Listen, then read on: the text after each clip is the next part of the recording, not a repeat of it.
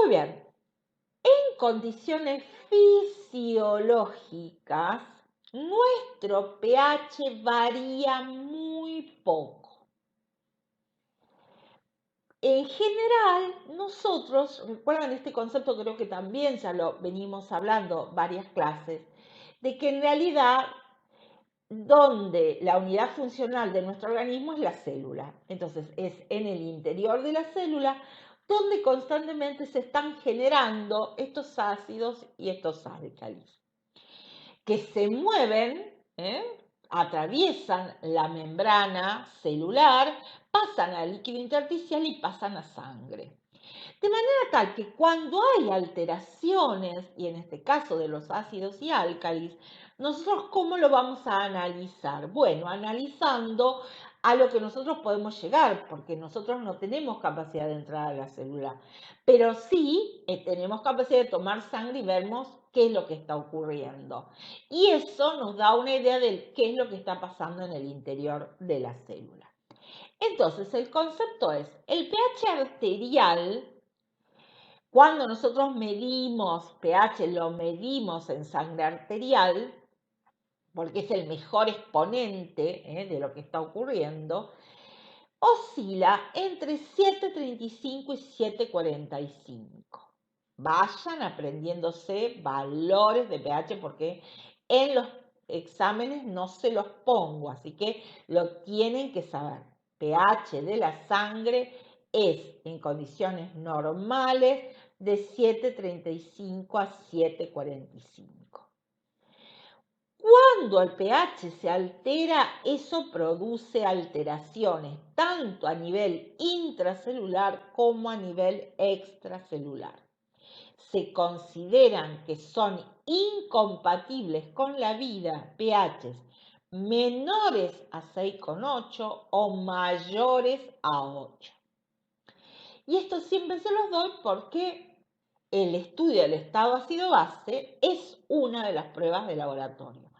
Principalmente aquellos que vayan a trabajar en centros que tengan internación y principalmente en el paciente crítico, es decir, el paciente de terapia intensiva o el paciente de unidad coronaria, donde a intervalos regulares los médicos nos piden el estudio del estado ácido-base. Entonces, ojo con lo que informan, es incompatible con la vida un pH menor a 6,8 o mayor a 8. Ya la clase que viene vamos a ver cómo lo medimos en el laboratorio, qué utilizamos, para que puedan entender mejor estos conceptos. Entonces, nuevamente, fíjense el cuadro de abajo, analícenlo. Nosotros decimos, es fisiológico que la variación del pH esté entre 7,35 y 7,45. Cuando el pH es menor a 7,35, yo digo que el paciente está en acidosis. Cuando el pH es mayor a 7,45, yo digo que el paciente está en alcalosis. Eso es muy importante porque estas son lo que se llaman las alteraciones del estado ácido-base. Cuando el pH está o por debajo de 7,35 o por arriba de 7,45. Nuevamente, pH debajo de 7,35 es acidosis, pH por arriba de 7,45 es alcalosis. Muy bien, ¿y cómo hace nuestro organismo en condiciones fisiológicas, no estamos hablando de la enfermedad, fisiológica, para poder lograr que el pH esté siempre en este rango tan estrecho, entre 7,35 y 7,45? Bueno, hay varios sistemas, que es lo que vamos a estudiar hoy. Esos sistemas son, primero, los sistemas tampón o buffer, que están en la sangre.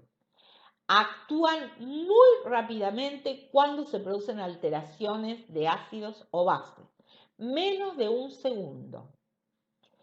Los pulmones, segundo gran regulador, también reacciona rápidamente, en el orden de segundos a minutos. Tercero, movimiento de protones, de iones, también tanto de ácidos como de álcalis, a través de la membrana celular, pasando de lo intracelular a lo extracelular o viceversa. Estos reaccionan más lentamente, entre 2 y 4 horas. Y lo último, que lo que tarda más, pero finalmente es lo más efectivo, es la regulación renal. La regulación renal lleva entre 12 y 24 horas. Mediante todos estos componentes es como nuestro organismo regula el pH. Vuelvo a este concepto, es muy importante en nuestro organismo que el pH esté entre 7,35 y 7,45. ¿Dónde lo medimos? En sangre arterial.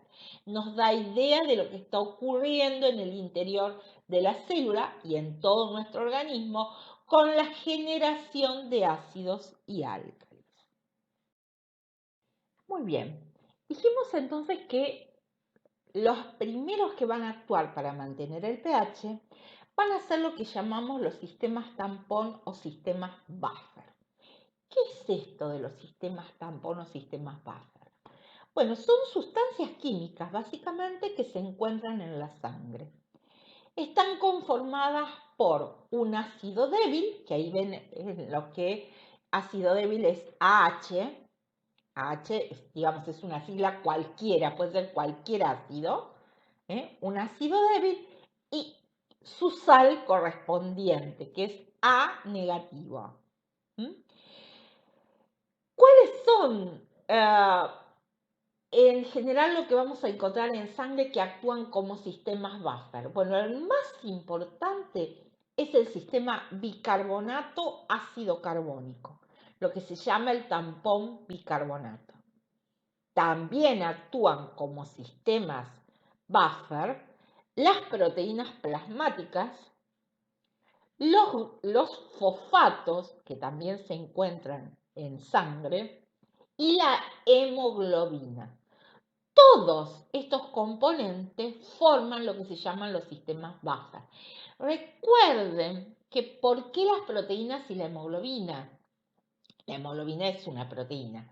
¿Por qué las proteínas? Porque las proteínas, recuerden que están formadas por aminoácidos. Los aminoácidos tienen un grupo carboxilo, que es ácido, y un grupo amino, que es alcalino. Quiere decir, si se acuerdan de la química, que las proteínas se comportan como anfóteros. Pueden ser ácidos o pueden ser bases según el pH de la sangre. Por eso entonces también actúan como tampones, como buffer, como amortiguadores de los cambios de ácidos y álcalis que ocurren en nuestro organismo. Para entender cómo es que actúan los sistemas buffer, es que probablemente alguno de ustedes en la escuela secundaria hizo este experimento, que es medir el pH. Nosotros todos los días en el laboratorio medimos el pH de la sangre para pacientes internados, como yo les contaba, principalmente en pacientes críticos, donde al médico le interesa mucho saber cuál es el pH de la sangre de su paciente. Y lo que ustedes ven ahí, ese aparatito que hoy en realidad ya casi no se usa, se llama pHímetro. Justamente es un aparato que sirve para medir pH.